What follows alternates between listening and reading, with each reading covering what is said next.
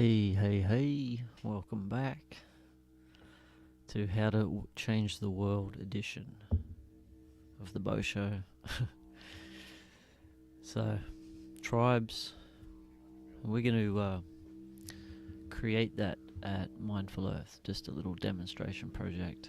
We have our 12 little clans and build us beautiful buildings all around the property. Hey. But first we need This is infrastructure. what a gentleman. Thank you so much. So the plan. Infrastructure, definitely. We just want to build all these spaces because there's plenty of people. No. So you want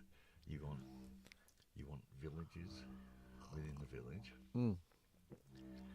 That means buildings, Mm-hmm. tents, big tents, buildings. Mm. That means toilets Mm-hmm. and a good road. A what? Good road. Good road. Yep. Yeah. Mm. You know what I mean? Mm. We need some gravel. Mm. And we've got to fix this toilet situation because you can't just have that block. Mm. There's got to be another block down the back or something. Totally. And as I said, we'll have a look at how I used to, when we rebuilt the mines, we used to put a pit in and put gravel in and sand in with the PVC pipe leading up to the toilet block. Mm-hmm. Yeah. Mm-hmm. The water broke it down and everything. It lasted a crew of about 20 blokes, probably around about 2 years. Yeah, right. So if we were to dig a deeper pit and put, say, milk crates, stack milk crates, and we can go to Bunnings and get a material, yeah? To hold the water. Well, yeah, to try to hold the water at a certain level, to soak out waste, and then it'll drain down. It's not a complex thing. No. And it could be quite good because it's underground. There's no smell or anything. Sure. Well, It's flushing toilets. Sure. Yep. I heard of a good one where that you dig like an auger, dig a hole. Yep. And then you just have these portable toilets. Yeah. That you wheel them around. Yeah. And see people shit in them for a week. And then you just fill it up. Yeah, and then you plant a tree on top. That's a fucking good idea. I know. Yeah. But you got to get a tractor. Yeah. That's part of the. And if you get a tractor, you're going to let everybody drive it and fuck it up. Fuck what up? The tractor. tractor. No, we'll obviously have to find a system where people, take out the tools. I don't want it to be strict. You're going to have to either find someone to manage it, manage all the tools. Yeah, uses things. Exactly. That's what I mean. Or Hey. Or seeing if the chainsaws have been moved. Or either do it yourself or get someone to. No, but you're fucking. You can't. You're a busy man. Yeah, no, I can't do it. Fuck, I don't want to do it. I know. I don't want to do it.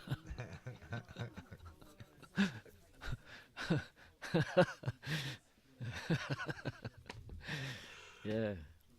So, but yes, definitely needs a system, but we need a proper workshop where all the tools are in the right places, and Yeah, again, Yeah, because once you get that, I don't know how the fuck you can just, watch people go up to the container right, and know that maybe they're taking something away. I don't know.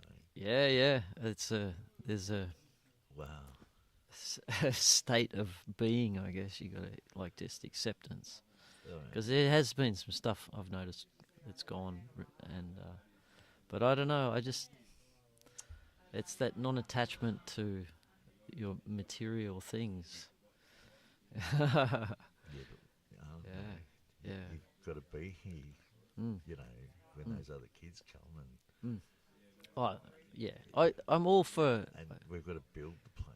Yes. And Totally. you can't just keep replacing things. No, 100%. And that's why you have to have someone who manages it, like a storeman, right?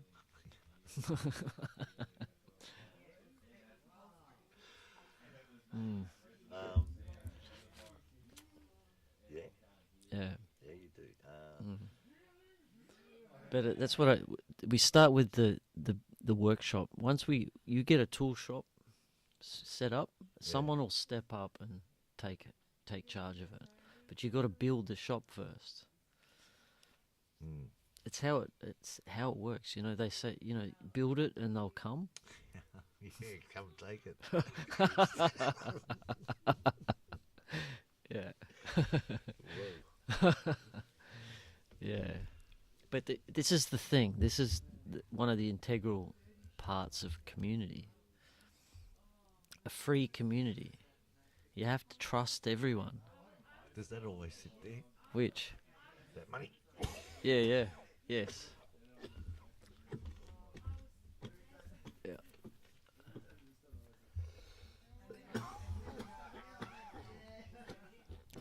Right, that.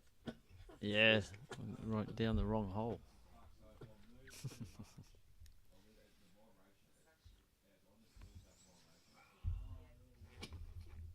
Because, you remember I said I drove past the other day? Yeah.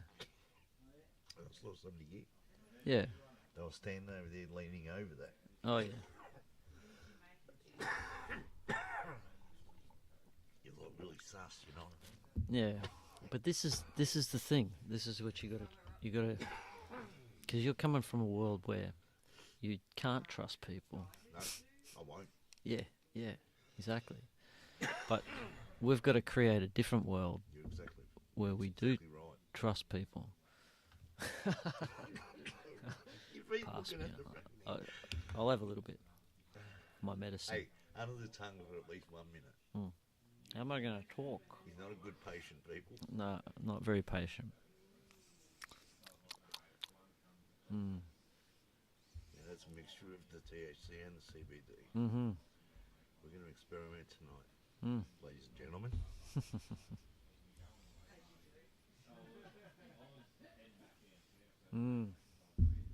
Taste. Beautiful, isn't it? Sublime.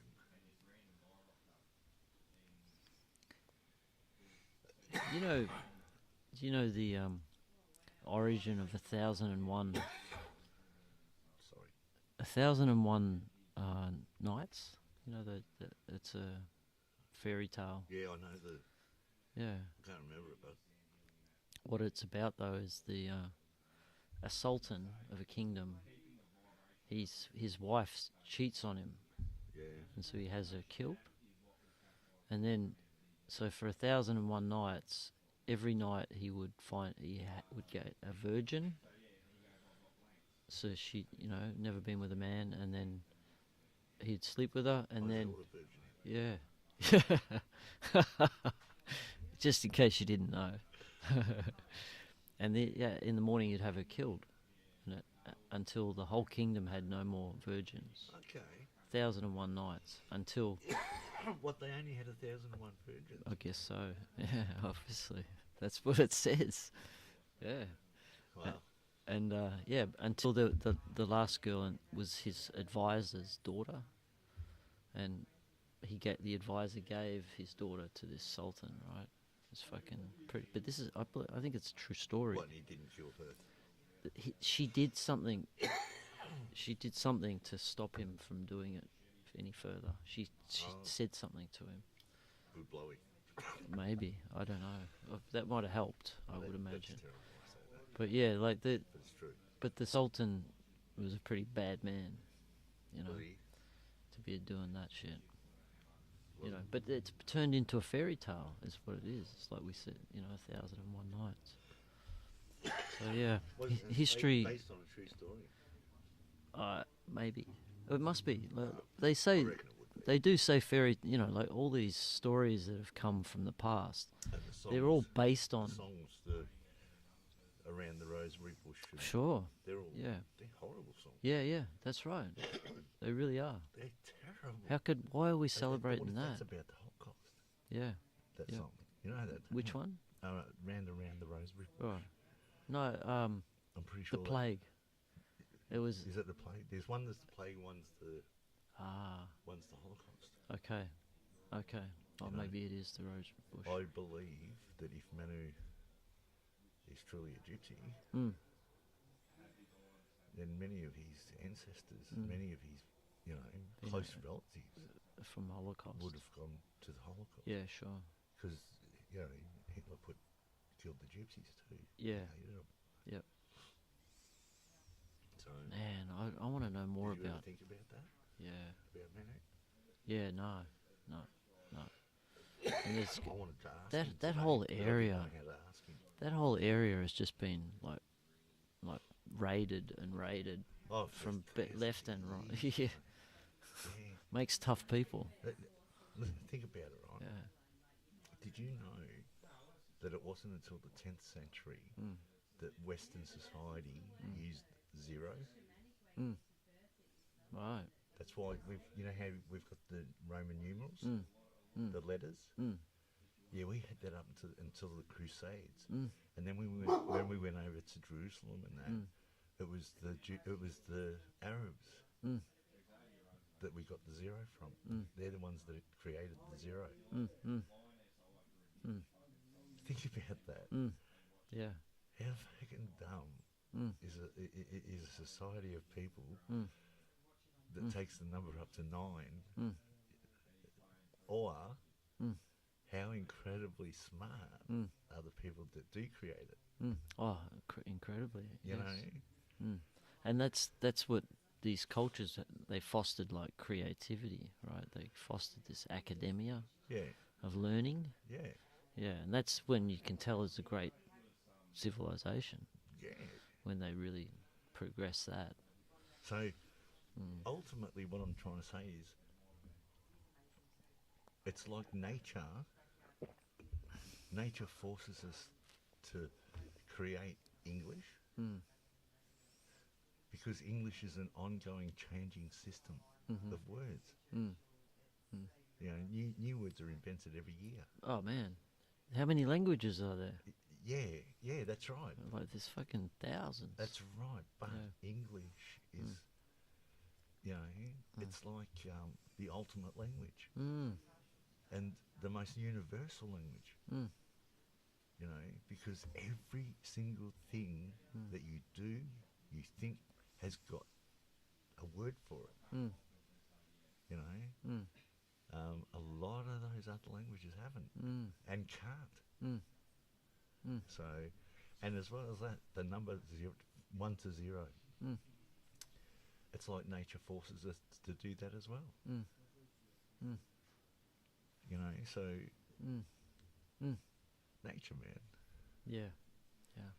and that's all we are is nature. Mm. Mm. And how destructive can we be? Mm. Mm. So, I really think we are a threat to some of the universe. Of course, if we don't rise in consciousness, I really do. of course we are. You know, do you know? You haven't heard anything about why they sent that nuclear missile to the moon a few years ago. Do you remember that? Yeah. You know? They crashed it into it. Did they? Sorry? They crashed it into the moon? They fired a nuclear missile on Yeah. purpose to Yeah. the moon. Yeah, right. And the conspiracy theorists were saying that it's because they were destroying a base on the moon, Yeah. an alien base on the moon. Yeah, yeah. You know. Yeah. Oh, there's a lot of peculiarities with the moon. Mm. Yeah, there's a lot of like thoughts. There's during a solar eclipse, the moon is perfectly the right to cover the sun, I know. and the odds of that is like billions to 1, Yeah. I know. because it has to be the exact distance That's right. based on its size. Yeah. It's like someone did that on purpose, right? I watched the Netflix And- doco on the moon, Yeah, the conspiracy one, yeah. and yeah, it scared the shit out of me. Really did. What Yeah, about that- right. What about that movie? Did you see that movie that came out last year? and it was about how the moon got there. It was like we were a race of people Yeah. from these other planets, and they warred against each other and destroyed each other, and we were able to get one ship out, Wow. and that was the moon. They had three created or something, and only one got out, and we planted it up there, and we put our DNA on this planet, and we started again. This is that movie that came out last year. Not Prometheus, is it? Prometheus? No. No. This is about the moon. Wow, sweet. I like that story. That's cool. Yeah, it wasn't too bad. Yeah, yeah. I'm sitting there going, ooh, nice concept. Concept. Yeah, exactly. Yeah. Well, the way I see it, it's like the universe I want to live in is one where I believe that that's true. Right? That's my belief system. So like the better things I hear, I'm like, fuck yeah, that's the world I want to live in. And until I'm proven otherwise, I'm like, well, why not? Yeah. Because it just makes you have a better life. Well, you know. Possibilities. Yeah. Are infinite. Yep.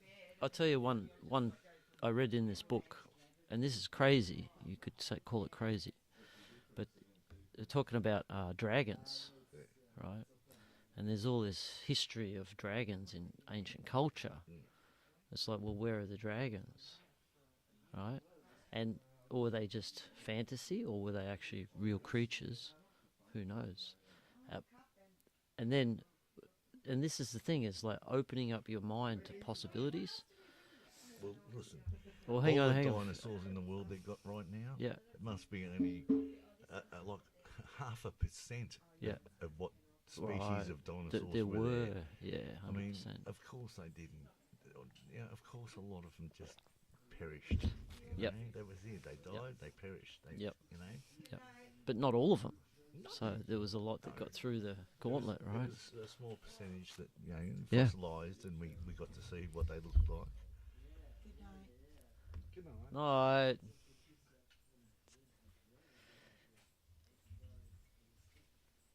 I'm going to say I'll be there soon.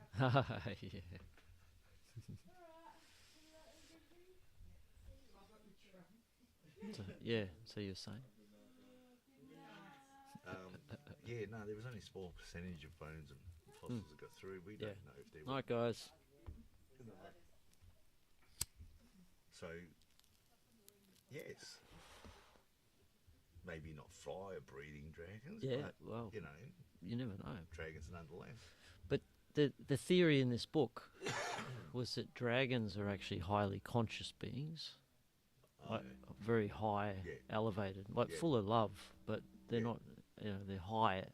And if they were to come out into the world now, we'd just shoot them and kill them. Like we wouldn't see them for who they are. The governments would. Yeah, we're not. They can't come out at the moment. The governments would try and make them extinct again. Exactly. But so they can't. Rupert Murdoch would stop the government and say, no, I want them for a zoo. Right. And he'd create a Jurassic Park. And he'd create another few $1 million for himself. Sure. Through using nature again. I mean, currently he's just chopping down forest after forest, but, who cares? Yeah. So, dragons, is it a possibility? Well, it's. But why not? Absolutely. Why not believe it? Is what I tell. It's like, well, I like why not? Yeah, I love dragons. Yeah, fuck, everyone loves just dragons. Hanging from my mirror in the bed. Yeah. There's It's a dragon like, belt buckle. because there's a lot of skeptics out there. They're like, nah. But what I'm suggesting is that you actually just, why not? Because it's like makes your world better. I suggest drop an acid. Yeah. And you really will believe it. Yeah, that's right. Well, acid helps. Take 2 tabs. Acid helps. Yeah, 2 tabs under your bed sheets in the middle of the night. Absolutely. Yeah. That's bound to find something. And you know what? I did this, and I started to lose my mind, my reality, and I got up and walked outside, and I walked in a circle, and just kept walking in a circle. I've known a lot of dudes that Yeah. have taken acid and Yeah. just walked. I knew a dude. He was actually my dealer, Mm. and he was on his way home from Mornington to Dramana or Rosebud, Mm. and 2 o'clock in the morning. Mm. Anyway, a couple of days I was supposed to see him next day, and I didn't see him. And a couple of days later, he came around. He's going, "Oh fuck, you know, yeah, I dropped that acid and that." Yeah, and I said, "Yeah." I said, "I told you not to drive home, you know." Yeah. It was really strong acid. Yeah. He said, the coppers found me walking around somebody's veranda naked. Oh. He said, and I can't remember how I got from my car. Whoa. He said, I can't even remember how I got off the highway Whoa. into the back of the estate, Yeah. housing estate. Mm. He said, I've never been to that house or anything. He said, and I was walking around their veranda, around the house, and the dude come in, he's going, "Are you okay, mate?" You know? He's going, "Yeah, I'm walking home." You know? So the coppers come and got him, and he's going, "Oh, I suppose you want to see where my plants are." And they've driven him home and he's shown them to his Wow. marijuana patch. Wow. It's like a truth serum for him. So they've taken him and arrested him and left him in jail for a couple of days. You know? Until he got bail or whatever or something. But interesting story. Yeah. Well, Acid. if he had walked in a circle, he might not have got in as much trouble. Well, is he what I walking was. in a circle. He was walking around somebody's veranda in a circle. I did it already been too late. It all fell apart by then. I remember walking down the main street, acid tripping off my face. I had about, it would have been about 20 acid over 4 days. And these were Melbourne University acids that we used to go down and get sheets of 100, you know, down at Melbourne University. Where they made it. Yeah. And because the coppers weren't allowed on the campus back then. Yeah, you right. know. Yeah. So anyway, I was walking down the main street in Mornington. It was Friday night, and I was passing the pub, and the pub had big windows, you know, and people sat there and had dinner and looked out. And I'm walking past, and I see this bear sitting, and he's having dinner, and he looks up and he waves to me. And I'm sitting there, and I'm going, "Oh, wow, hey, come, dude." And he's trying to say something, and I'm going, "Oh, I can't hear you." I'm going, "That's fucking good, man," you know. And I'm loving how this bear is going. He's like, "Fuck you, humans, go in the pub and eat," you know. So no worries. About a week later, I'm walking down the street, and an old mate of mine walks up, and he's going, "Hey, how you going?" And I'm going, "Hey, it's been a while." He's going, "No, I seen you last week. You said hello through the window at the pub." I said, "Oh, was that you?" I said, "I thought you were a bear." Classic. Yeah. That's That's funny that you saw him a week later, right? It's like, otherwise you... I thought, Yeah. yeah. Otherwise you would have like... I just thought it wasn't there at all. Exactly, it was just a bear. Yeah. I just thought it was an absolute hallucination. Yeah, something that was there that wasn't there. I love it. Yeah. But it was actually somebody there. Yeah.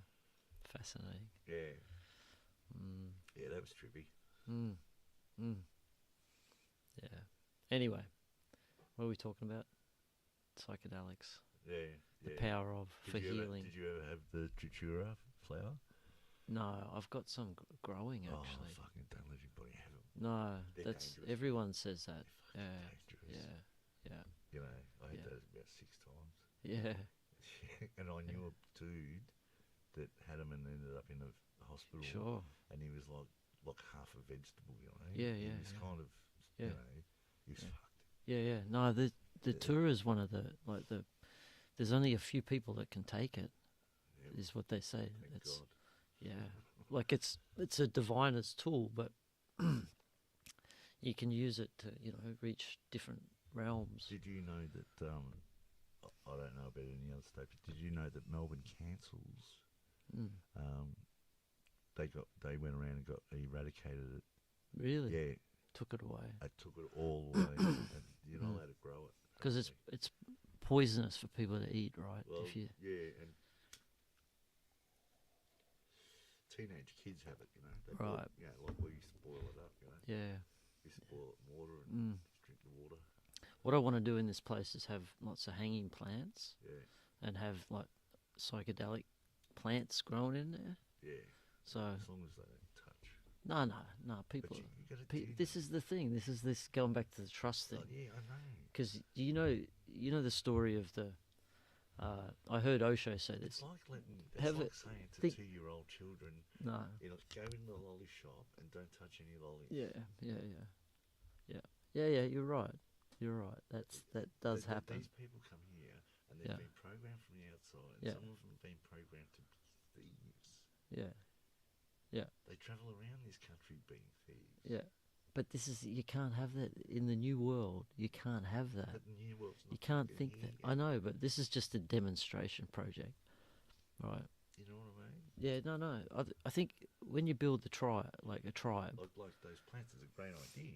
But I'd have a short cage thing. yeah, no, but you still because there's no reason for them to touch them. no, but you can't think that way. You just got to allow that freedom and you got to trust. Like you have to do that. So it's just a system of trust and replace. Yeah. Trust and replace. Yeah, but the thing is, you trust in the universe. Oh, good, People, we've got all the donation money. Now you'd be surprised how much stuff comes here as well. We need another donation drive Hey. because by the time we get the money, we'll need to replace this. Well, this stuff's been sitting here for months. I leave that money jar there. It's like there's. But what it is, and I didn't even think about that actually. I didn't even think of it doesn't even occur to me anymore about My friend, theft. I'm what you call a constructive critic. Oh, yeah, good. I know. I love it. I will never argue the point with you. No. Constructive critic is good. So there's a story that I heard Osho say. It's like if you're sitting. The story is of two guys sitting at a railway station, and one guy's got his suitcase, and the other guy, it's a total stranger, and the guy's got to go to the toilet, and he asks the stranger, "Can you mind my bag?" Yeah. And so he goes to the toilet, and the psychology of it is that the stranger, because he's been given trust by a complete stranger, never happens in this world. Mm-hmm. Right? Very rarely.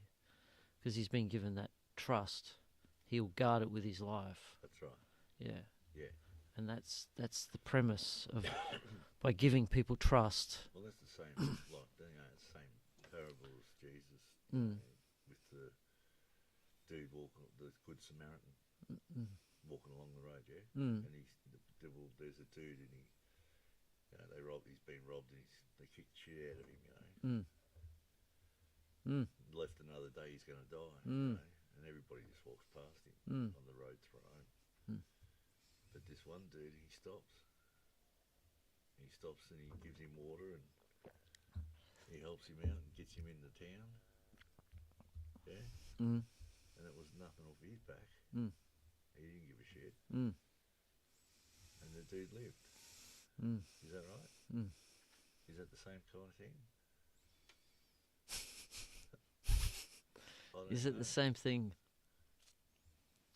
He just helped him out. Yeah. But well, I knew a dude. I hitched 80,000 around the country, and I knew it. And sometimes you'd catch up to other hitchhikers, and we'd share stories. Sometimes you've never. I don't know if you've ever. The signs that are outside the towns that tell you how far the next towns are. If you stop and you look on the back of those, they used to be full of signatures and dates from the hitchhikers that used to stand at those signs. Okay, they don't anymore, but there used to always be hitchhikers. You remember? yeah, right. And sometimes you'd meet some of those people that had the signatures, you know. But anyway, this one dude I met, we were sharing stories in South Australia. He said he only told his family and his closest friends about this, you know. But we shared stories. So he said I was at Port Augusta No, sorry. Port Augusta in South Australia. Mm. The crossroads. You either go west to Perth or you go up north to Darwin. Mm-hmm. And he said, I decided to go up north. Mm.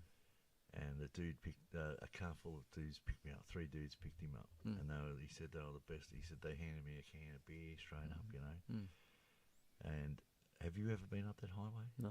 It's the same as the Nullarbor, really, but except for it's a little bit more desolate, Mm-hmm. you know. Mm. And there's like ditches, deep ditches in a lot of the highway, and shrubs in there, you know. Mm.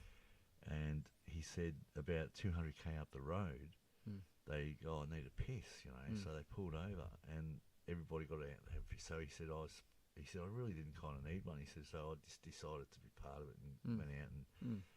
He said, and the next thing I knew, he said, I was standing there with me old fella. He said, the next thing I knew, I was in a ditch.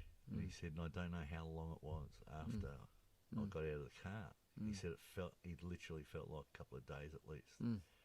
He said, I couldn't move, couldn't talk. He said, I was completely naked. He said, and I thought I was going to die. He said, and he laid there. He's blacked out again. And he said when he blacked out, it was starting to be night. But when he woke up, it was almost night again. Wow. Yeah. So he laid there for another day, and I'm not kidding you. This man telling me this story, and his face, it was complete and utter honesty, you know. And it was almost like he almost didn't want to tell the story, you know.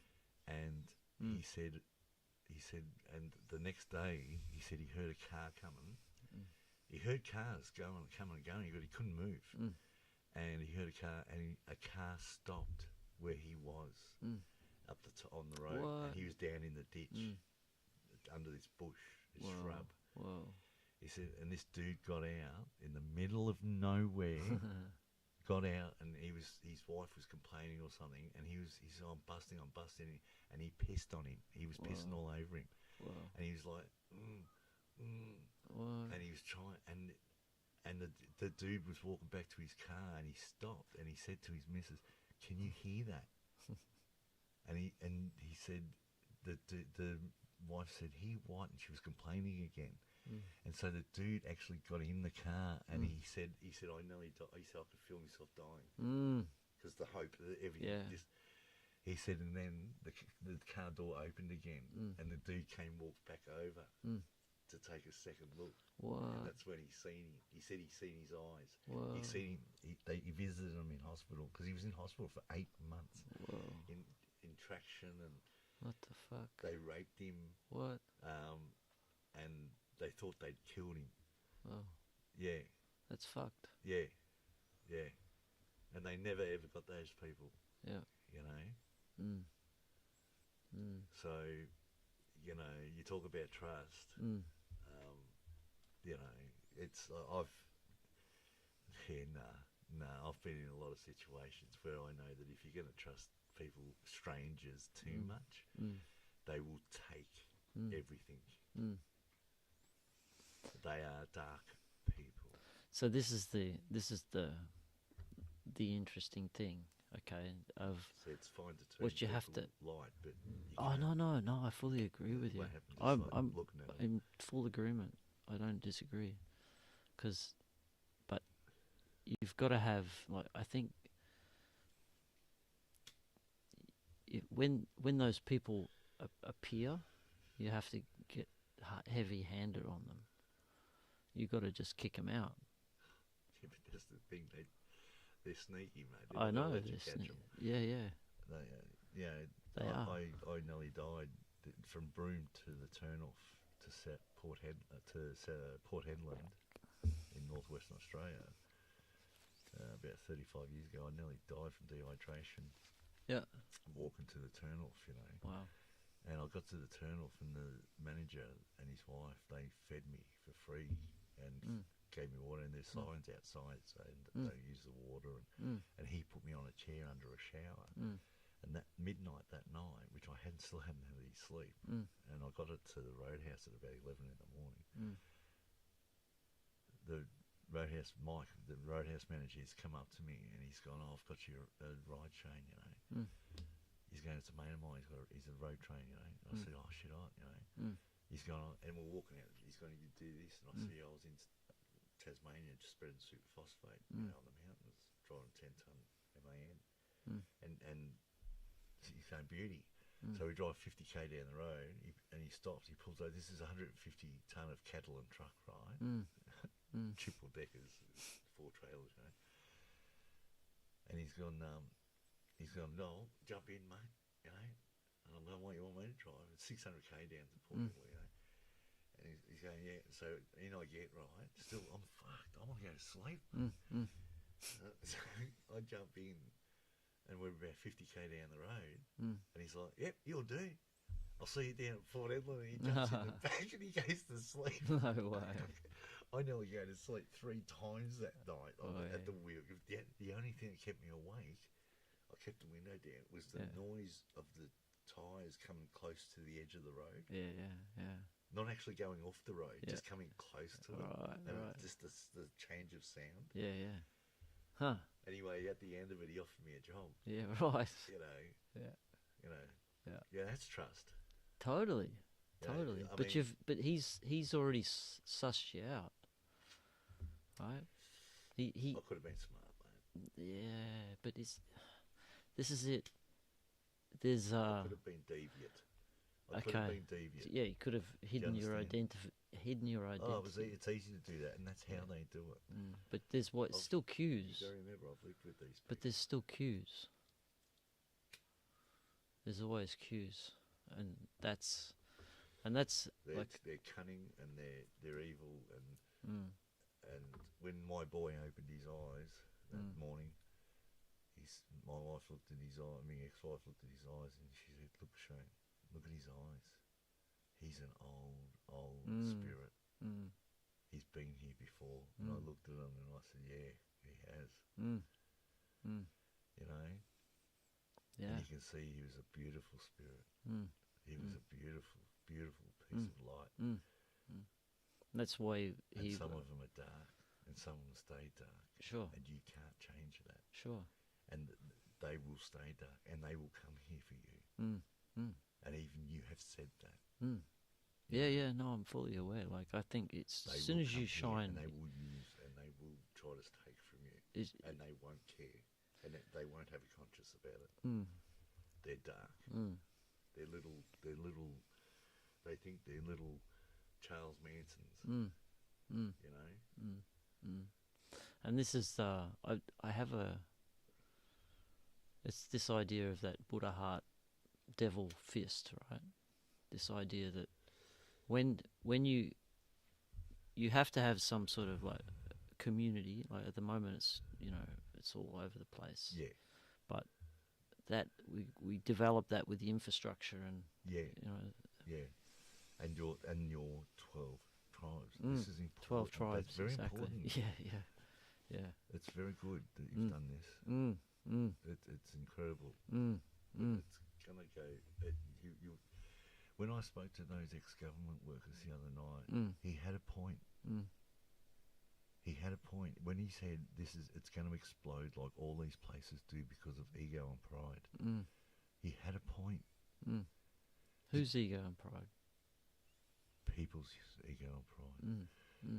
Did you know that no empire in the Western society has ever gone past 400 years? Right. Yeah. Western society. And America is coming up to it's on its 400 years. Sure. Yeah. They all implode. It's a number that you can't get past. But they all have destroyed themselves. Yeah. They've all imploded. Sure, due to corruption and whatever it may be. Yeah. Ego and pride. Sure. Yeah, I understand. Okay. You get that? It's all ego and pride. Do you see? You know what I mean? Yeah. Of course. So I'm not here to say how to do it. That's for sure. No. But I am here to say those dark entities. Some of them you cannot fuck around with. Yeah. No, I agree. 'Cause they're dark. Yeah. and they look for places like this. Yeah. That's it's. So As soon as you shine a little bit of I freedom, was scared to come here you because I know that these places attract those kinds of yeah, entities. And I don't, yeah. I told you on the phone I was scared. Yeah. Interesting. I mean, having that realization that occurs is the first step. Yeah. And then you can start to have methods to identify. Christ had 12 disciples because he needed protection, son. Sure, but he only had From 12, himself. right? Yeah, I think 12 is 12 is the number. But that having people around you. Big heart, Christ, big heart. Yeah. Yeah. People must have been wanting to get to him, Yeah. Oh, big time. You know what I'm saying? Of course. Yeah. Of course, he was the little petty bastards and that too, Because you know what, I believe Jesus Christ was actually a leader. Yeah, and he was a teacher. No, but he was also like a true teacher. I think he was more than that. Like I think he was a general type thing. He had like real command about him. He prophecy. Yeah, he was a prophet. But like a Caesar, right? Well, he was this a is prophet. who. Yeah. So, he was higher than but Caesar. he was a powerful man. Yeah. And in my book, he was higher. Yeah, exactly. But his qualities is what I mean. His characteristics. He was like he held himself well. Like, did you see that? Who made that movie? Cameron. Cameron. What is it? Camelot. No. The producer. And he went down and looked at the Titanic and that. Oh, James Cameron. Did you see the documentary he made on Jesus? No. You didn't see it? No. It was pretty incredible stuff. Yeah. He traced him back to, as I said, he followed the same study that I did, because I did it about 30 years ago. And all he did was did what I did and went into the history books. And he went further, and he said that Jesus and Mary Magdalene were married, had children, and that they went to China on the Silk Road. Those were the missing years. And when he was crucified, he survived. And they went back onto the Silk Road, and they stopped near Kashmir, and they're buried in Kashmir. Wow. I've had a real calling to go to Kashmir. I've had one all my life. Yeah. I met a guy here. Led Zeppelin's got a song called Kashmir. Right. Yeah. There's a whole religion, Kashmir Shaivism. Shiva worship. There's a church in Kashmir. He went to the church. Yeah, wow. He said they're buried under there. Yeah. And the government. Wow. Because Kashmir was a central point of like the Silk Road. And like from India as well. I think it was all come through. Yeah, but it's right in the middle. Because you've got to remember Gandhi, right? Gandhi was the one that segregated the Hindus from the Muslims. He got the English government to help the Indian government to say, okay, let's kick all the Muslims out of India. Do you remember?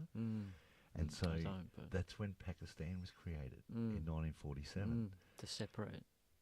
That they cut off a piece of land, and they said, you can have that. All the Muslims can live over there, and all the Hindus can live in India. And Kashmir, they've been fighting over Kashmir for the last 60 years, 70 years or something. So they're still warring over there. Yeah. And so it was hard for Cameron to get permission from anybody to, have a look for a DNA test. Yeah. Wow. Okay. Wow. Yeah. Cool. Yeah. Kashmir, it's like a magical place, and I think it is a magical place. Yeah. Well, I'll meet you over there tonight now. Astral Travels. Well, this guide who just lives nearby. He's a guide in Kashmir. Really? Yeah. Really? Yeah. And he's a cool as hell guy, Indian guy. So he'll pop in a little while. Make sure that you tell me when you're here. Yeah, I will. Yeah. Will you forget? No. All right. No, I remember that. Yeah, interesting. oil kicking in. Yeah, who knows what actually happened? But all I have, my gut, Something happened. yeah, something happened. My gut feel is that he was a very high, powerful part of the society as well. Oh, Jesus. Yeah, you know. So, but he's made to look as the poor Well, you beggar. got to remember, right at that time, the Roman government. This is history. The Roman government were looking for a religion, for one religion. Okay, to work with them. Sure. With the people. And it wasn't a secret. It was like a competition. Whoever could convince them of their church, you know. And it wasn't long after that the Christian wars happened, 100 years later. And but so there was a lot of prophets and there was a lot of religions walking around in those decades. You know, but there was a lot, and they were all trying to win this race of being, you know, with the government and being the one religion. Sure, yeah, it was a big race, right? Yeah. So to me, those times means it was a turning point of the most powerful people in the world that controlled the world, that they wanted to change the game, the rules of the game. You know, and that's when Constantine came in, when Nero let Rome burn. He was basically made a deal with the Christians to let it burn. That's why he was sitting there playing his fiddle. Yeah? And Constantine was outside the gates. And he had 2 swords. On his banner was... Oh, sorry. No, I think his banner was 1 sword. Or 2 swords next to each other. And he knew he couldn't get in those gates. So he made a deal before he arrived. He made a deal with the Christians because they had all the tunnels under Rome and everything, and they were getting ready. And it wasn't a secret. And he made a deal with the Christians. They helped him get in the gates, and they can be the religion of the day. Right. This is exactly how it happened. Yeah, right. So it was and the night before he entered the gates, he decided to put the because they told him Jesus, and he died on the on the cross.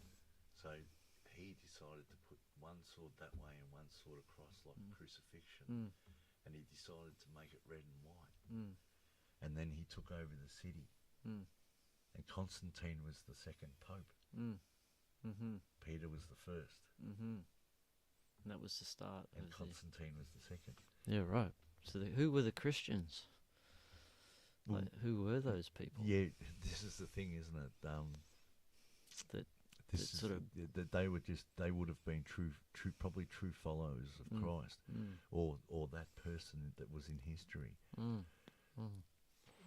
But you know, as it says in the Bible, you know, it says something like when the Pope becomes a king is the start of the end of times. Well, in 1923, Italy declared the Vatican a city of its own, a country of its own. Sorry. So the Pope became the king. A Pope became a king. Yeah. And he is. Yeah. He is an actual king of a country. So that was the start. That was the start. Well, we're living in it now then. Oh, absolutely. I love it, like Revelations. It is Revelations. Yeah. Like Right. the truth is unfolding as we speak. You know, so everything is being revealed, and there's a lot of stuff to unravel, which is a pretty cool time to be alive, if you ask me. Oh, me too. Very exciting. Yeah, I love it. Yeah, interesting times. That supposedly it was a Chinese insult May you live in interesting times. Really? Yeah. Well, apparently, through the medieval times, when English was developing, when the elite or upper class declared somebody a nice person, just meant that they were a stupid idiot. Right. Yeah. A nice person. Yeah. Oh, he's a nice person. Or she's a nice person. Yeah. Yeah.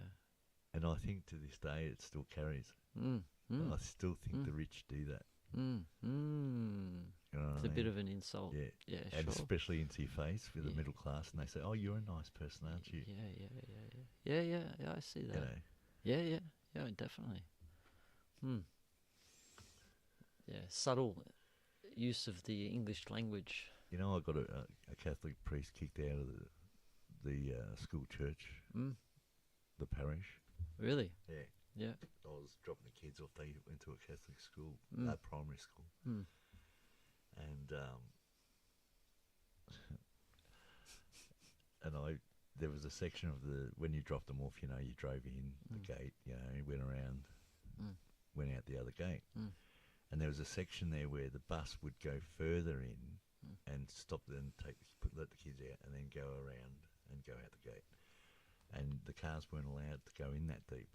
And I used to go in that deep and, you know, drive next to the fence, you know, which was absolutely nowhere near the buses or anything, which there was no buses there actually this morning. So, and the priest, this was 8:30 in the morning, or quarter to 9 in the morning, running over. I'm going, bless you, you know, bless you. Because I had a habit of doing that. I still kind of have whenever, because you notice you never see priests down the street anymore. Yeah. Do you remember sometimes you used to? Yeah. I used to do that to them. What would you do? I used to bless them. Ah. I used to bless them, and they hated it. Yeah, right. What about when I was on I was on a train one day? Why do they hate it so much? Because that's well, you know, they live in fear. That's their, you know, that's their love is fear. So I was on a train once on the Franks, on the Glen Waverley line, and it was almost coming to stop. And I was talking to this dude, and I didn't realise. Sometimes I talk to people, you know, and I don't realise what race. Even if, like, sometimes a black person, you know, to me they're just a person, you know, and I was talking to this dude, and I didn't realise that he was like a Jew, you know. And the train stopped at Glen Waverley, and he was in a little bit of a panic, you know. And I said, "You all right, or what, dude?" And he goes, "Could you do me a favour?" And I said, "What's that?" He goes, "Would you come to my bar mitzvah and sponsor me?" Whoa. And I turned around and I said, "Sponsor you? Bar mitzvah?" Because I'm, you know, I'm a mullah, you know, so I was a little bit smashed, you know. Yeah. He's going, I'll pay you $50. And I went, $50? I said, no. I said, Jesus. I said, Jesus probably paid me more than that, man. He's going, you're not Jewish? And I went, no, I'm not, man. You know, and he's going, oh, I thought you were Jewish. I went, no. I said, hey, Jesus loves you, dude. Yeah. And he fucking changed just like that, you know. Yeah. Because my ex-wife is a jewelry designer, and when she was going to university, she was a live-in nanny down at Caulfield, the all the Jewish area. Yeah. And she lived with a family of Jews. And one night at dinner, she turned around and she said, you know, why don't Jews believe in Jesus? And he turned around and said to her, he existed, he was there, but he was just a trickster, or you know, like a magician. You know, so the Jews believed that he was there, right? Definitely, he was the real man. Yeah, that was there. Yeah, like they partook in the whole episode. Yeah, oh yeah, and so this dude, I'm going, Jesus loves you, man. Jesus loves you, man. And he wasn't a small bloke, man. You know, and those Jews, they don't give a shit. Some of them like fight, you know. Yeah. And yeah, he's going, oh, you know, fuck you. I'm going, fuck you, fuck you. Yeah, fascinating. I've had Greek ladies in the supermarket pull me up, going, "You're a Greek boy, you're a Greek." Because when I grow my hair, I've only just cut my hair. My hair was down near my ass. Oh, was it? Yeah. Yeah. Wow. I shaved it off. Yeah, yeah. About like 3 months ago. Yeah, right. It was like that for like 10 years, 15 years. Yeah, wow. Yeah. Yeah, I had to pin. Did you feel a difference when you shaved it off? I felt like society respected me more. Yeah, right. Yeah. Because, they live in their own thoughts. Totally, yeah. I'm the same person. Sure, yeah. Well, of course. But their way of, their thoughts about, who I am are completely different. Of course. But you can play on that, right? It's pretty fucked up. But having that like Of course long I hair, do. of course you do. I was driving. Where was I? I was in New South Wales. And I went through a breathalyzer about 2 weeks after I cut it. I pulled up, and this copper's. He was like Maori, half a Maori kind of thing, And he's put this breathalyzer. I said, "Yes, sir. How are you today?" He turned around and he's looked at his mate and he's yelled down the next thing. He's down there and he's going, "Hey, he called me sir." He's going, "I'm not going to breathalyse this way." He's going, "You can go, mate." What? Nice. Now, if I had long hair... yeah, it wouldn't have happened. You know what I mean? Yeah. 100%. Yeah. That's it. It would have... But do you know there's power in hair? Like, hair is... Because when I had hair... Yeah. I was driving down... We were in Pt.8b, and I've got a mate, Andy. He owns one of the underground museums. He's been there for around about 45 years or something. I just left his place, and he was having a birthday party. I couldn't stay for it, but he had friends coming up from Adelaide. And about 100 kilometres down south of Pt.8b, there's a roadhouse. And anyway, I rolled up a nice couple of big spliffs for me and my mate, and we just finished smoking them, and we were only like around the bend from this roadhouse. And I said, "I'm not stopping at that roadhouse for a piss, I don't want to go into the toilet, and the public toilets, And I said, "We'll just pull in this car, whatever. Car bay? Car bay, yeah. And, have a piss." And I said, he said, "Yeah." So we pulled over. So we got in the car, we went around the bend, and it was the biggest booze bus I have ever seen. It was one semi-trailer on either side of the highway, and they were temporary jails. And this was about... temporary jails? Yeah. This was like 400 kilometres north of Adelaide, north of Port Augusta. Whoa. Up the middle. Yeah. There was like fucking about 20 cop cars. I'm not shitting you, man. Well, maybe they were trying to, it was... No, they were breathalyzing everybody going down and up. Yeah, but it's a fake way to... Maybe they were trying to stop somebody. No, it was a... Who knows? Anyway, it seems pretty... they told me what they were seems doing. pretty excessive for middle of nowhere, though. Why would you do it there? Unbelievable it was. Anyway, the car still stunk a pipe. Yeah. Right? It was a little Toyota Corona thing, whatever, Corolla. And I bought it in Darwin. Anyway, I pulled over. And this Sheila copper has come up to me. And she... and this is when I've had long hair. Right? And I had a bit of a beard, right? And but I had my teeth in. Right? And the Sheila coppers come to the window. She's going, "Oh, we need you to pull over there." And I went, "What are you doing being a copper when you could be out doing modelling or something?" I said, "You're fucking beautiful." I said, "You're fucking beautiful." And she just went red. Yeah? Yeah.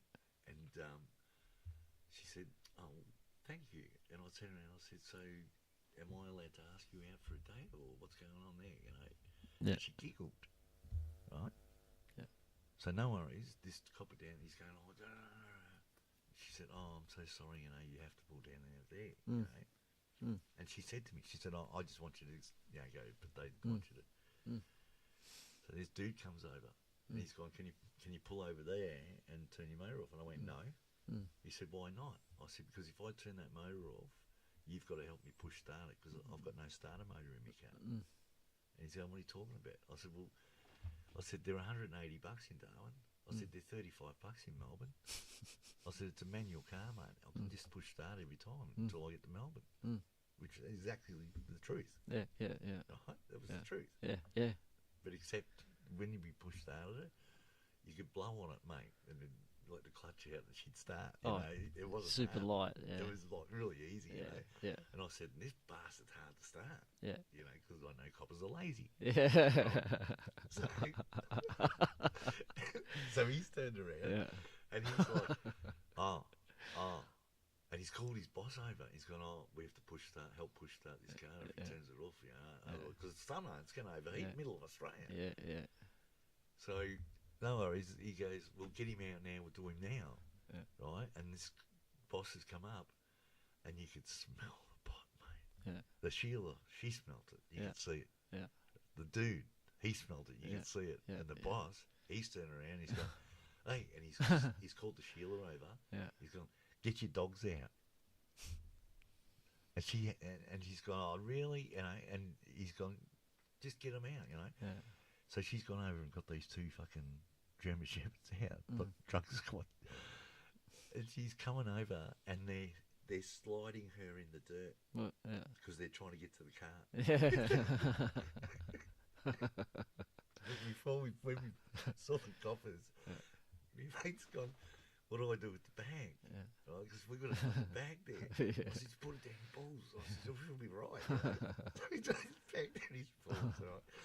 So she's just before the dogs get there, she's just ripped the fuck out of him. And she's yelled at him. Yeah. Right? Yeah.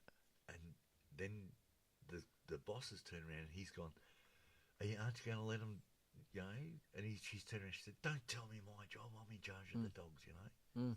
You know, she was waiting for him to say something like, you know, I think they hated each other.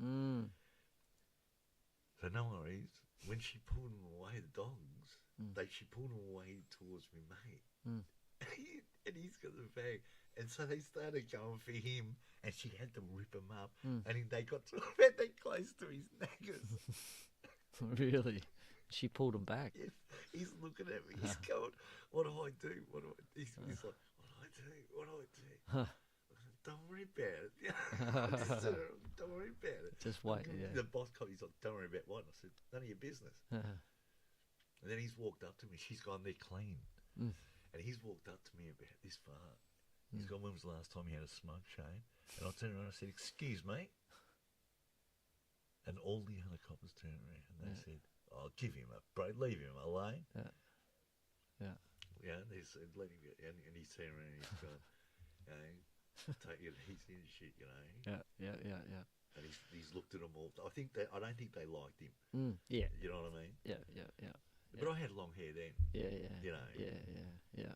But that was, they had the temporary. So we get back down to Melbourne. I ring Andy up. Yeah.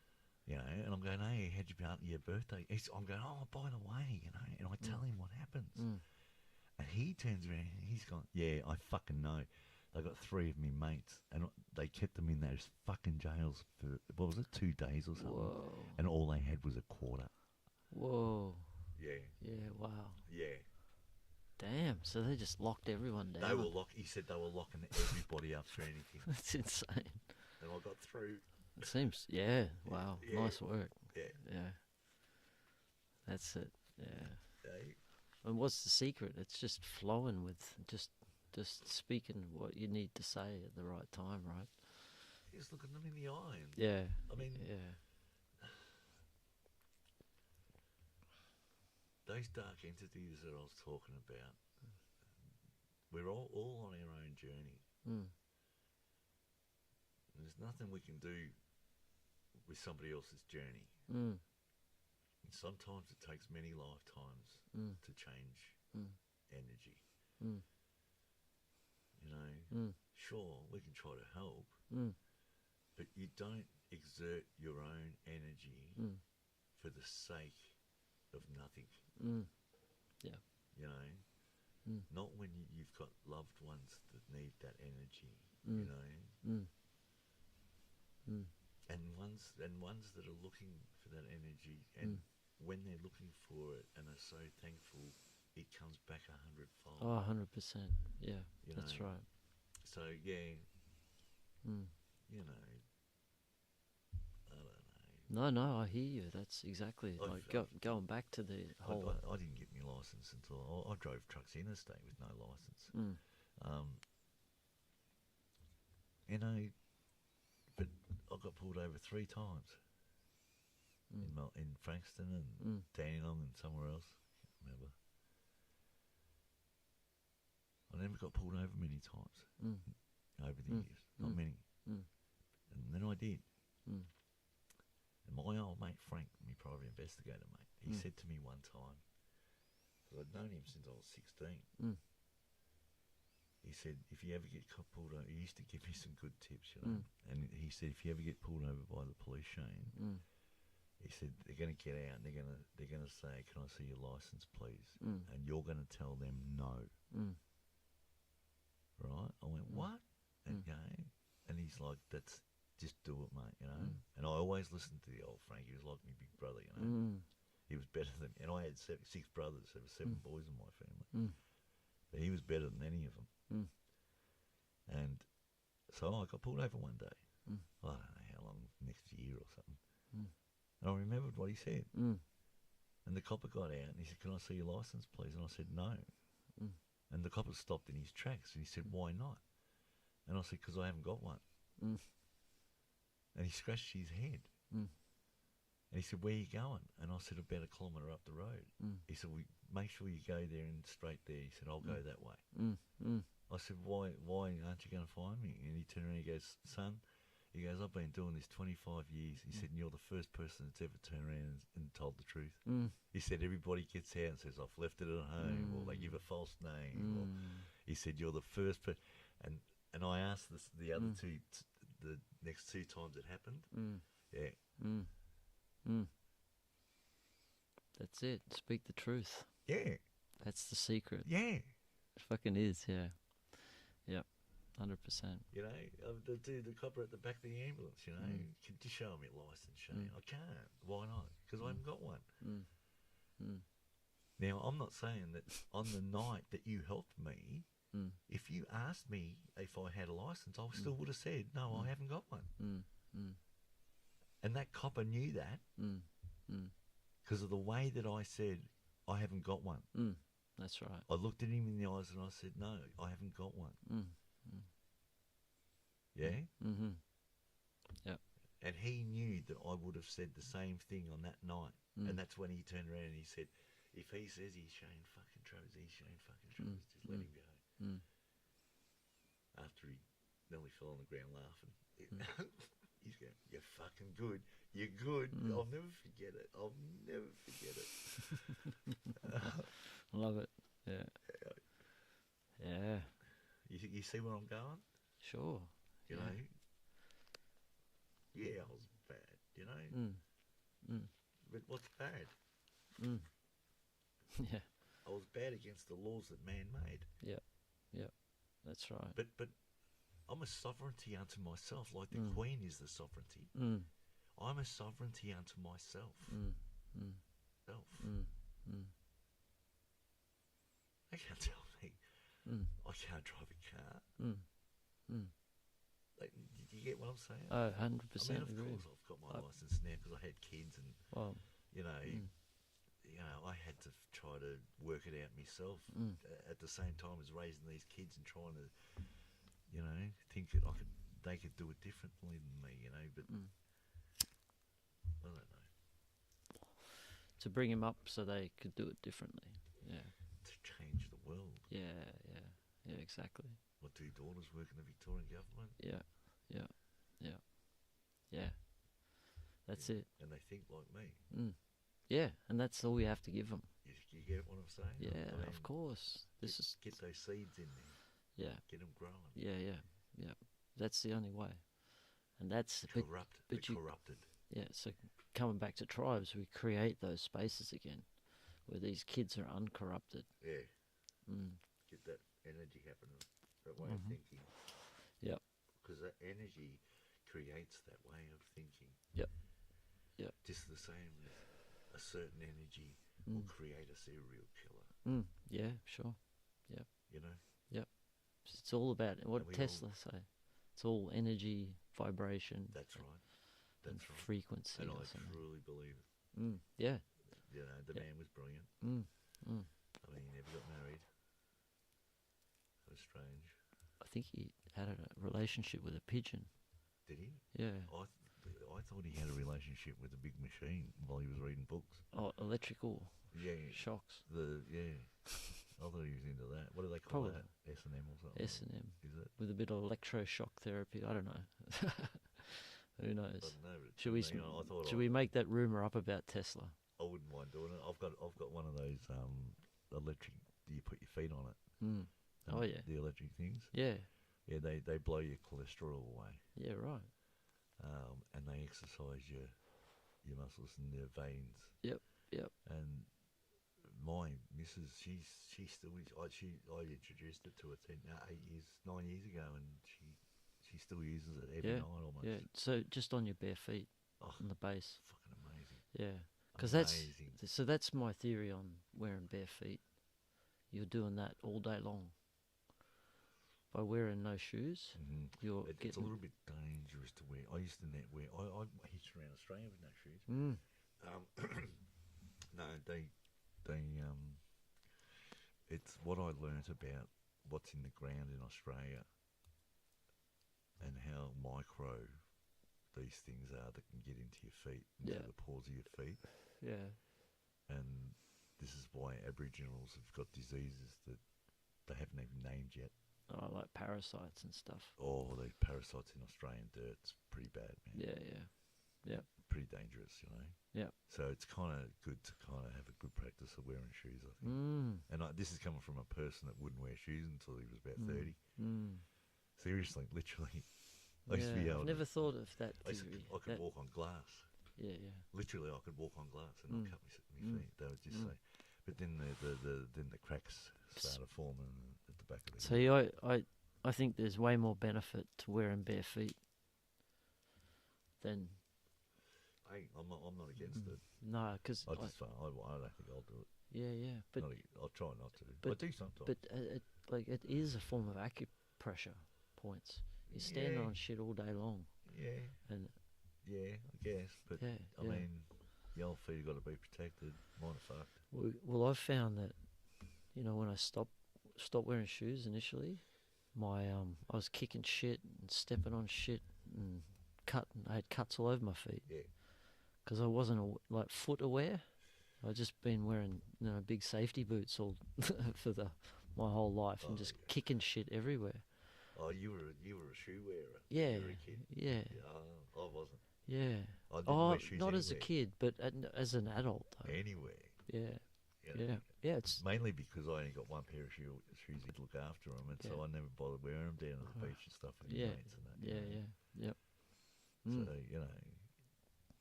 So So that's, there's a connection that you get with your feet when you don't wear shoes. Oh yeah. And that's really a valuable connection. Yeah. And that's why everyone should wear no shoes. I've burnt my feet so many times, man. Yeah, I mean you can get these cool sandals hot now. Roads. Yeah. Oh yeah. Especially around Perth. Damn. Beaches. Yeah. Fuck, I had to run for the fucking grass, mate. Whereabouts? Where? Oh, a lot of different places. I never used to wear shoes. Yeah. I had an old dude pull over in South Australia, just past Port Augusta, and the passenger door opened, and all I heard was this old dude yelling out, "I've never picked up a hitchhiker, so you better hurry up and get in because you're an idiot for walking into the desert with no shoes on." And I got into the car, and he was going about it. He said, "I'm going 300k up the road. I'm not going any further." He said, "And that's all the beer I've got, and you're lucky I've got a bit extra." And he shoved the beer in my hand. Nice. Yeah. I remember this car up in Broome. I was hitchhiking back one time to the South Island, and this car was all over the road, you know. It was like a snake all over the road, you know. And it pulled up like on an angle next to me. Not alongside the road like it's supposed to, but on an angle, like it was angle parking. And these fishermen from Darwin were in it, and they were fucking drunk as skunks, and the whole car was full of cartons of beer, and you know, and there was I think there was 4 of them, and this dude got out of the car, left the driver's side door open, pointed at me and said, "You're driving." He went out the other side and got in, and I'm standing there, and they're all standing there. Go on, get in, you know. So I got in and I started driving, and the passenger turned around and said, "Can't go anywhere without this." He put a can of beer in my hand, and I was as fucking drunk as they were by the time we got 600 kilometres down the road. Nice. That's the amazing thing, who you meet on when you hitchhike, right? Oh, they were fantastic. You'd never meet. Funny, where would you have met them otherwise? I wouldn't have. Yeah, exactly. I wouldn't have. You know these people that drive along and they wave, they put their finger up, you know, they, hello, you know, when you're going past. Oh, yeah. You know, I'm convinced that they're the people that didn't pick me up hitchhiking. They're just. And I'm convinced they're the people that don't pull over and help. Oh, yeah. Totally. You know, yeah. Yeah. I'll wave at some of them, but I don't kind of get into that. Yeah. You know what I mean? Right. I never had trouble hitchhiking. You know, it used to stand for an hour or so in most places. You know. Yep. 1 or 2 times I stood for a few hours. Yep. I think there should be more of it. I think there should go back. Before Ivan Milat, mate, it was just everywhere. Yeah. And then that prick happened, and then, you know. Yep. Nothing. Yep. You know? Oh, it was beautiful, man. Yeah, it's great. It connects people from all different walks of life. All over the world. They used to come to hitchhike around Australia. Yeah. All over the world. Is that right? Yeah. Right. French, the German. Wow. Fucking everybody. They used to come from all over the world to hitchhike around Australia. Wow. And it was getting bigger and bigger. Yeah. You know?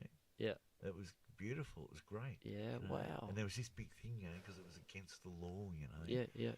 But if you had money, it'd be okay, because the only thing they could get you with was vagrancy if you had no money, you know. So you made sure you told all your fellow hitchhikers and that, make sure you got them. Have you got money? That's what you'd say. You got money, you know. Yeah, you go. Oh yeah, I've got $1.70 on me. That's right. Yeah. Yeah, right. You know. Fuck. Yeah, my mum hitchhiked around up to Darwin when she was 16. Oh, whoa. Yeah. Whoa. Yeah. So that would have been in the 60s, I reckon. Fuck. 60s. Yeah. That would have been amazing. Oh, wouldn't it? Yeah. That would have been just. Mine was in. Well, the first time I went over there, I didn't hitchhike. I busted over when I was 16, and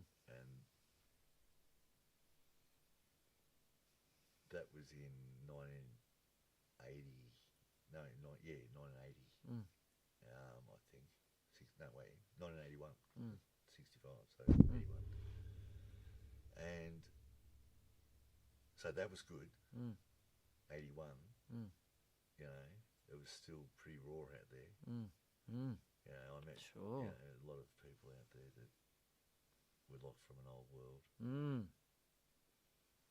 some of their eyes, these desert people, their eyes, you know, it's like they glowed. You know, not in the dark. I mean, in the middle of the day. Sure. You know, it's like they glowed. Just so pure, these spirits. Anyway, then I went back. I hitched back over probably about 84, I think it was. And that's when I hit some like really remote towns. Just the pub and the post office. You know. And yeah, that was good. Fucking good people, you know. When I went to Mecca when I was 16, I was weary, you know. I was quiet. I was a very quiet boy, believe it or not. And so's my son, actually. And I went to the pub with my uncle, and he said, "Oh, I'll be back in an hour or so, you know." And I played pool with these black fellas, you know. And these guys were like, you know, the kind of, you know, they were, you know, nice blokes and that, but like don't fuck with me kind of dudes in the town, you know. Mm-hmm. And my uncle came back. Now, they were in their 20s, you know. And my uncle came back. And one of them called my uncle over. He's going, "Oh, Rodney, come over here, brother," you know. And then my uncle come over to me, and the two dudes left. And he turned around and he goes, "Do you know what that dude called me over?" Because I didn't give a shit, you know. I didn't even notice that he called him over, you know. He'd go, "Do you know why he called me over?" And I said, "Why?" He goes, "He reckons you're evil." I said, "What are you talking about?" And he turns around and he's going, "He said you haven't smiled since you've been in here." He said, "You look like you're angry." And I've got to admit, when I'm not smiling and I'm in a bit of pain, it does look like I'm kind of. It can look like I'm a bit angry. And sure. I'm not. I'm not angry. I'm just in pain. Yeah. You gotta speak to my cousin because he's got back injuries as well. Yeah. You got get him up here, mate. Yeah, I will. You know, I will. Or we can go for a drive or something. Where did you say he was? He's in Mandurah. Mandurah. Yeah. Not far. That's not far. It's two and a half hours. There you go. Yeah. So it's about an hour past Bunbury. Yeah. Well, it's only an hour south of Perth. That was a fucking motherfucker to drive the other day down to Bunbury. Yeah. Why is that? Just. Oh, well, I put some fucking stuff in my diesel before the Nullarbor, and me halfway to Bunbury, me diesel was down to about a quarter of a tank, and the fucking engine, and it was hot. It was that couple of days ago, and it was hot, man. And I was going around all those roundabouts, that section, you know, that section down between here and Bunbury. Cunt of a section. So many fucking roundabouts. Anyway, that's fucking tricky. Anyway, and I think it upset the motor somewhere, but the engine light came on, and she was like, you know, I think the computer told the engine to fucking try and shut it down or something.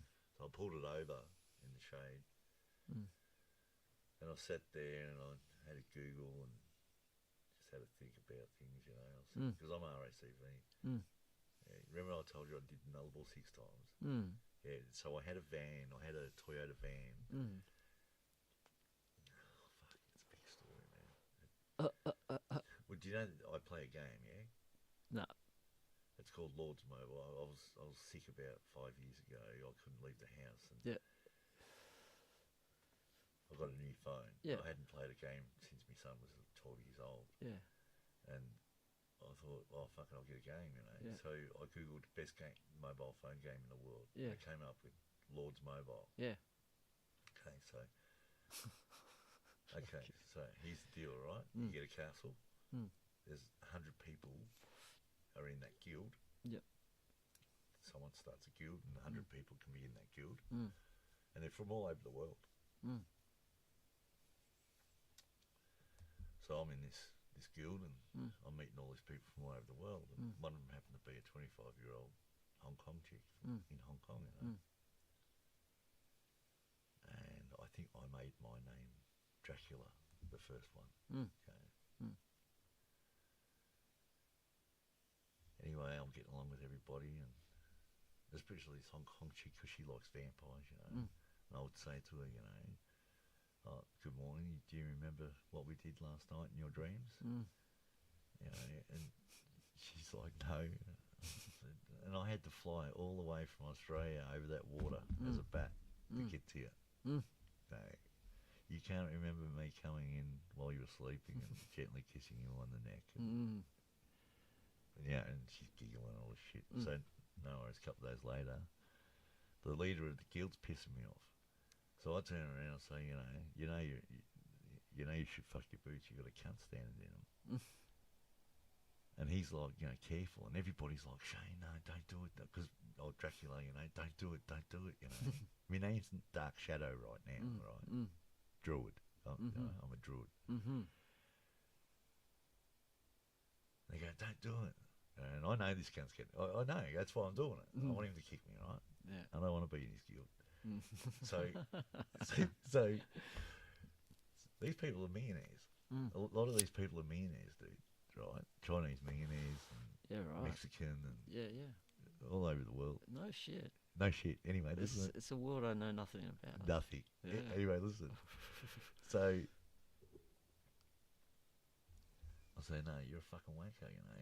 He's going, be careful. I'm going, careful of what? Your little dick. I said, what?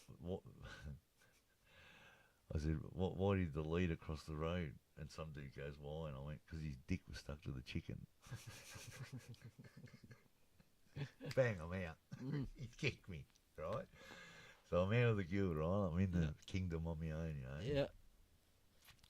And all of a sudden, this castle appears next to me, and it's the chick from Hong Kong. No. And I'm going, what are you doing? And she hasn't got she's not in the guild. And I said, what are you doing? I said, go back to the guild. I'm a lone wolf, you know. This is exactly what I'm saying, right? And she's going, no, I want to come with you. Yeah. So we argue for about 10 minutes. I go, yeah, fuck it, all right, no worries, you know.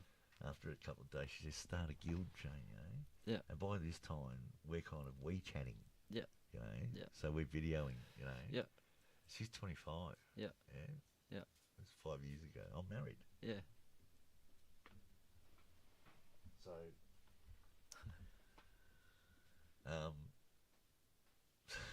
so no worries. One day she turns and we get to know each other pretty good. She's from when she was 12 years old. She's been playing an organ in the Catholic Church in her church every Sunday. You know. Yeah. You know, she's a teacher kind of at this place, private school thing. You know, she gets good wage and that. You know. Yeah. One day she turns around to me. She's going, I've got a surprise. And I said, what's that? She goes, I'm coming to Australia to see you. Huh. I'm going, no. I'm going, no, don't do it. Yeah. Right? And it's the same argument as when she left the guild. Right? I'm going, you know, I'm married. I know. And she's going, it doesn't matter. It's all right, you know. And I said, if you come over here, I will want to have sex with you, you know, and it's not going to happen, you know. And she said, it's too late. I've already bought the tickets. So I said, fucking Jesus. So no worries. At that time, I wanted to go to Western Australia because I was really sick, right? You don't understand how sick I was, mate. I didn't, you wouldn't have recognised me, right? Sick from what? And inflammation from the arthritis and cysts. I've got just your body, just body just sick. wanted to give up anyway. Yeah, wow. And the weather. Yeah. Melbourne. Yep. And anyway, it's pretty bad for me. Sure. Anyway, I wanted to go to WA, and she wouldn't leave WA. We just finished going up the east coast of Australia about 12 months before that, and her two daughters have just come over from Malaysia and they've settled in. So she kind of really can't go, you know. We didn't argue about it. There was no arguments or anything. It's just, you know, it was a situation. So, no worries. I say to this girl, her name's Joy, right? And I say, you know, look, I'll talk to me missus, you know. And she goes, you know, you really try, you know. I said, I will, you know. And this chick's engaged as well, right? So I go and I get go to Christine, and I said, look, and I'd been telling her about this girl, you know what I mean? Because I'm honest, man. I'm loyal. I've never been unfaithful to one of my missus. So I go up and I tell her, you know, do you know that girl? You know, she goes, yeah. She goes, I said, she wants to come over. She goes, what? And I turned around and said, she wants to come over. I said, I told her no. I said, but she's like, you know, she's got this thing in her head that she really wants to come over and you know, meet us both.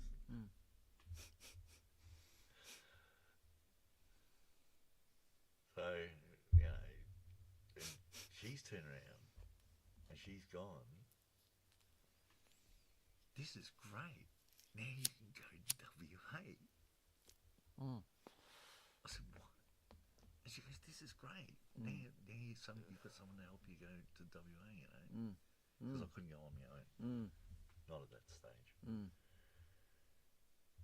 I went, you can't let another girl come over here and take me. And I said, you can't let a 25-year-old girl come over here and let me go to Western Australia with her. Yeah. I said, you know what? And she turned around and she goes, oh, it's only sex. Only what? Sex. Sex. Yeah, It's only sex. Yeah. Yeah. Right. Mm. Because at this stage, she's working really hard. Her two daughters are pissing her right off, and they're being fucking animals, which they are. I'm not kidding you, man. One was 16, and the other one was 20. 20-year-old. She's good. She's all right now. She's great. We're so close, you know. She's like my own daughter, you know. She rang me up just yesterday, and she's turning around. She's going. She's holding my hand, and she's going, you know, I love you, you know. She said, but this is, and she's excited. It means that she can work 7 days a week now, right? She's only working 6 days. Wow. And she's excited because if I go away, that means she can work the 7 days. Do you understand? Oh, she's fucking workaholic, mate. Wow. Anyway, oh, she's bad. She's killing herself right now. Anyway, so I said, I get on the thing, you know, and I say to Joy, if you come over here, when we meet at the airport, we're not allowed to say hello to each other. We just got to kiss. And she giggles. She goes, okay, that sounds good, you know. I said, sure. I said, I'm telling you right now, I'm not fucking playing games. All right. I said, you're 25. I said, I'm an old man. And she's going, you know. So she comes over, and I forget about that. I forget about it. And I walk up, and I go to say hello, and she's like, right? Yeah. And I'm like, you know, and I go down, we have a big kiss, you know. She smells from the fucking 10-hour flight. We go out to the car, we go to the back seat. Yeah. Oh, mate. So I'm like, yeah, okay. All right, wait there. We've got to wait till we get home because you got to shower, you know. She fucking reeks, mate. And yeah. So no worries. She lived with me and the missus for about, I think it was about 6 months. And I got a bit better, and she got a job, and she was looking and saving for the trip. And there was, you know, a few nights there where we all had a little bit of a drink, and we all got friendly. Pretty good. That was nice. And then I bought a van, and me and Joy went over to Geraldton, and so this was where it comes into. I was an ROCV member. Okay, so we went to Geraldton. Me and Joy got to Geraldton, and we've got a unit, and we're there for about 2 months when I convinced Christina to take a couple of weeks off and come over, and she came over, and we had a bit of a good time, I think, and then so she flew home, and I went out to. I've got a friend that's managing a station out of Meekatharra, and Ray, and I went out there, and he convinced me to hang around, and you know, and I could use Geraldton as a base, you know. And I said, well, I'll need a full drive, so I went back to Victoria, and I flew back to Victoria, right? So Joy's in the unit, right? We've got a unit in Geraldton. She's working, and I fly back to Victoria. I buy this Triton, fucking good car, you know. And it was a 2013 Triton, I think it was. And this was 5 years ago, right? So it would have only been about 5 years old. I bought it at Car City. You remember Car City? No. You remember Car City? No. The ads for No. Car City? Oh, the late night ads? No. Anyway, so I drove back to Geraldton. I told you I drove 6 times across this Nullarbor, and I'm telling you, it was fucking fact. I had a ball. 2 of the trips I didn't see any cars or trucks from Melbourne to Geraldton, except for on the border with coppers. Not one. Wow. Because of the COVID. Oh yeah. It was all, everybody was, it was all locked down. No one. Driving through the towns, everything. Yeah. Nothing. It was like, it was so eerie. Yeah, I bet. But it was so good. Just cruising. I was on 70k fucking Yeah. one, you know what I mean? Yeah, yeah. So, so I drove back with the full drive, okay? Mm. And then Joy's friend come over. Oh, no, yeah, anyway, so me and Joy went out to Mika one time, and it was about midnight, and it was full moon, and I don't like driving full moon at night because of the kangaroos, because, you know, they hop around in a circle because of the moon, you know, because they see their own shadow and they get scared. Do they? Didn't you know that? No. Oh, okay. So anyway, yeah, don't drive full moons. So they're scared of their own shadow. Yeah. Yeah. Yeah. Right. It's okay if there's no full moon because the headlights that scares them. They just keep going. Yeah. Have you noticed that some kangaroos they keep going, and some nights they hop around? Yeah, it's because of the moon. Yeah, right. I went there when I was a fucking kid, mate. Yeah, I wonder. So anyway, I can't believe it. They're scared of their shadow. Yeah, they are. Maybe the moon's just fucking with their brains. Whatever. But you know, like werewolf sort of thing. So I'm driving the steering wheel, rolling a joint. Yeah. And I've made the mull and I've rolling the joint. I'm almost finished, and this fucking beast. He would have been about fucking 7 feet fucking tall, and he's just about a fucking 100 kilometres an hour, and he's just gone straight in the middle of me fucking car from fucking I don't know where. He didn't. It wasn't a. It was a fucking right in the middle, and I'm sitting there. Oh fuck! and I've just grabbed the wheel, the bottom of the steering wheel. It's gone over him. He slid a little bit, and the car's off the road, 100k, just going on two wheels, and it dropped down, and I just kept going. And I still had another 200k to go to the station, and I could hear something was wrong, but I just kept going. Right. As long as I had it at a certain point, it sounded normal, and I could keep going. I was sitting on 80. So I got to the station the next morning, and I checked it out, and I called the RACV. In town, I drove it into town first, right? And I called the RACV, and they had this bloke. Oh fuck, what was his name? Oh, I can't remember. But and he was as useless as a fucking idiot. He was a useless prick. Because I didn't want to. I was going to take the radiator off because I knew it was air. It was something air. You know, it was like vacuuming too much air in. But I was still sick. I still couldn't do much, you know what I mean? It took me about fucking 10 months to kind of start to get better, you know? And so I wasn't going to, that's why I did the RACV roadside assistance thing, and I got the gold class, yeah? And this prick, he couldn't, he turned around, he's going, it's the turbo. The computer kept saying it's the turbo, it's a turbo. Right? He's going, see, this turbo's like an octopus arm. And all this shit. He's going, you know, and the arms go backwards. He said, just drive around town a few times, you'll be right. I said, are you fucking with me or what? anyway, so I drove it back. What did I do? I caught the bus back, and I came back on the bus, and it took me a day, right? Me and Joy. No, sorry, and we drove the van back, and I drove the van back, and I let Joy drive the full drive because it was automatic, yeah, and I've had CBs in both cars, you know, and we just took it easy at 70k, and it was smoking, yeah, the diesel that was smoking, yeah, right, the 40. So we went to Geraldton to this mechanic I knew, this old bloke, and he was going to retire the next year, you know, and I turned around to him and I said, listen, can you tell the RACV that you can't get the part, you know? And he goes, yeah, no worries, mate. So I rang up the RACV and I turned around and I said, listen, you know, I told him about Mika Thar. I said, I was disgusted, you know. I said, you've got to get another mechanic, you know.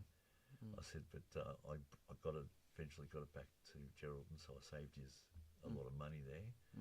I said, but unfortunately I can't get the part. She said, well, you've just got to let us talk to the mechanic and just to affirm that, you know.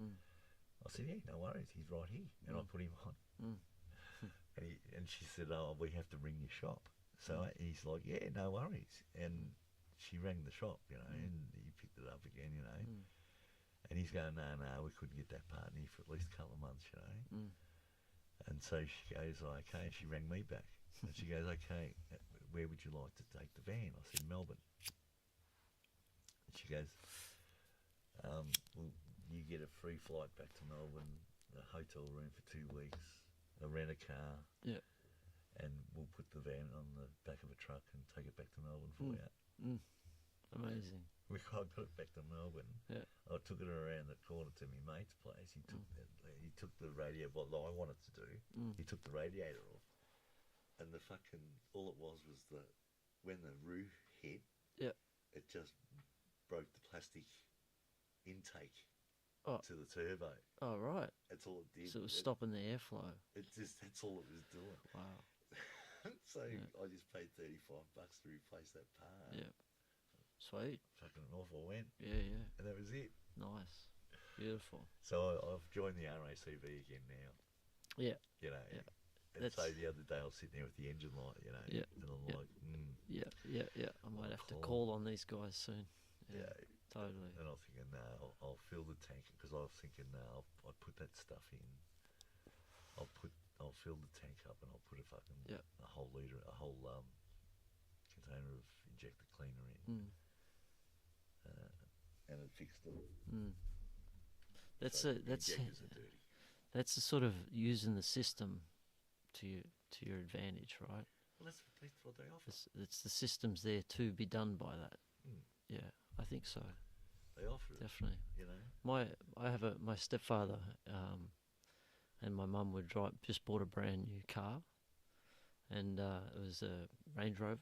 Yep. So and there's no glove box on the. Really? And so they would drive out of the car lot and down the hill, and mum's like, "Where's the glove box?" And she's driving. No, Jerry was driving. Oh, okay. And then he's trying to find it while he's driving, and they smashed into the back of a four-wheel drive. Did the airbags come out? I'm not sure. Oh, okay. Yeah. But my stepfather had got insurance just for that car. Okay. Like he had always self-insured his whole life, you know. And he got the claim, and then he got rid of his insurance. You know. Cool. Yeah. I've had. Do you know Point Cook in Victoria at all? It's over near Werribee. Anyway, it was 140 kilometre winds, and there was a car wash. Okay, there was a car wash here, and the petrol station was here, and the main road was here. But there was like an alley that drove past the car wash, and next here was this fence. It was a brand new fence, and it was a wooden fence that was stood about fucking 8 foot high, you know. And it was part of the BP, up here. So no worries, I go in and I'm driving up here, and I'm about here, right? And a piece of the fence, the same length of my Commodore car, literally snaps off, and it smacks the side of my car. Like, and I'm driving, and I hear this bang, and I'm like, fuck, hell. So I stopped the car. I stopped the car and opened my door. And when I open my door, I have to catch the fence because the wind has picked it up and blown it and it's sliding across the top of my roof. Wow. Right? Yeah. And I've caught it. Right? And I hear something. And I look up, and this Turkish dude, fucking grouse dude, this Turkish dude, I'll show you the video later. He's running across, he's getting petrol, yeah? He's running across the petrol pump section with his mobile phone. He's going, I'm coming, mate. I'm coming. I'll be there in a second, you know. And he's filming the whole thing. And he gets to the fence, because I'm holding this fucking big piece of fence. Yeah. You know, and I'm you know, I wasn't in Melbourne. You know what I mean? Yeah. And and by then a couple of other people have come, and no worries, we've got it off and everything, you know. And he's come up to me, he's going, we've got him, mate. We've got him on film, you know. And I went, fucking oath, and I'm high-fiving him. And so he sent it to my phone. And I was successful in getting, you know, like the price of the car that I bought the car for $6,500. Yeah. And I was allowed to keep the car. Yeah. Yeah. You know. Yeah. And so, you know. Yeah. No, yes. Yeah. Yeah, but this dude, man, you know, just running. I'm coming, mate. I'm coming, and he's running with the phone, you know. Nice. Only European. Mate, Yeah. That's awesome. Yeah, and there was another time where a dude backed into me. I was double parked. I shouldn't even be parked there. And a dude backed into the back of my car. Well, about 3 weeks before that, these dudes had knocked the car off in Queensland. I was in Queensland. On the Sunshine Coast, they knocked the car off, ice heads. And they were on the freeway, and they were basically ramming cars, and they rammed my car to the side of me, and all up the side of my car was all fucking dented and that, you know. So that side was perfect, you know. Anyway, this dude, he's backed into it a couple of weeks later, and I got out of the car and I went around, and he's got out of the car. And he's going, "Oh fuck, sorry, mate," you know. He's going, "It's a nice car too." I'm going, "Yeah, man."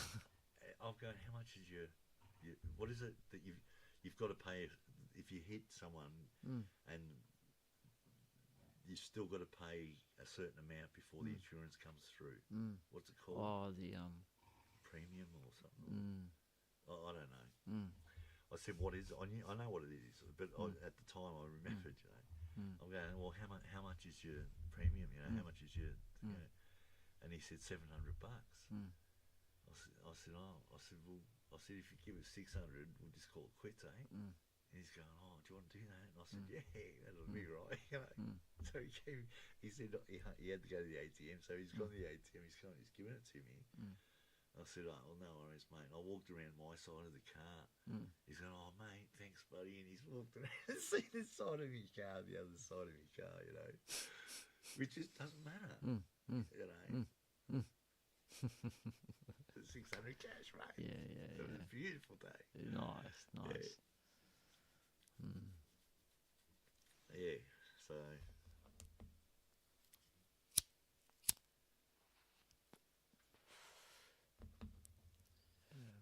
Anyways.